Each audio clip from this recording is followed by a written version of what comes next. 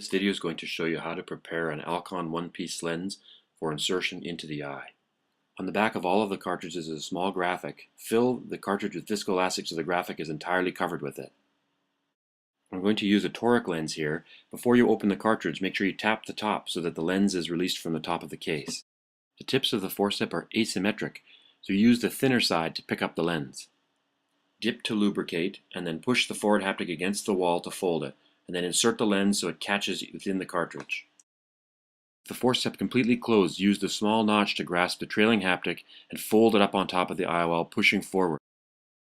Rotate the forcep in the closed position so that it will push up alongside the left-hand interior surface of the cartridge wall. Now you simply advance the plunger until it comes into contact with the lens and the threads catch. Now let's watch this at a slower speed.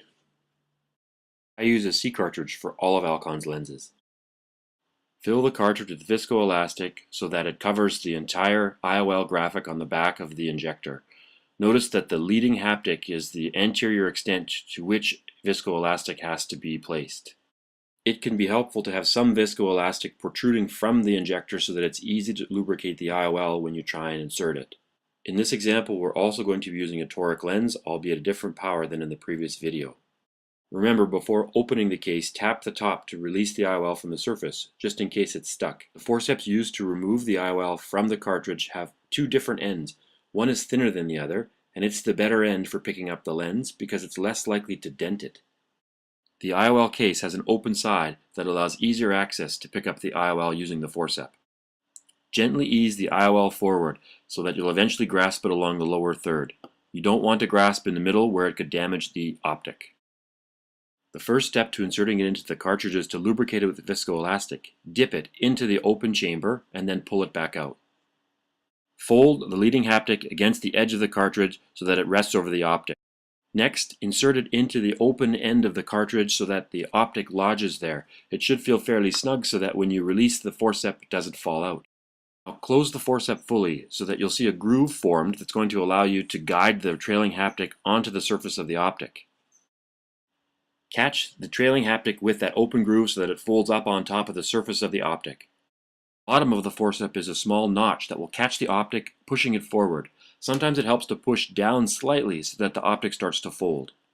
Rotate the closed forceps so that the tip pushes the IOL along the haptic-optic junction.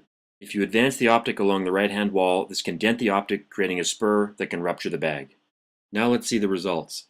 In this case, a wound-assisted technique will be used in order to deliver the lens. This means that the cartridge is not fully inserted into the eye.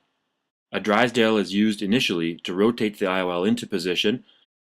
Once the toric indicators are close to the axis, the haptics will be extended, and then it will be lifted slightly to facilitate viscoelastic removal from behind the optic.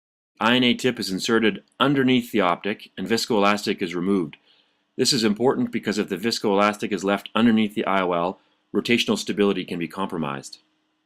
Final positioning of the IOL is achieved using the INA tip on the continuous irrigation setting. Note the orientation marks on the epithelial surface. These were created at the slit lamp using a 25 gauge needle and proper orientation of the slit beam.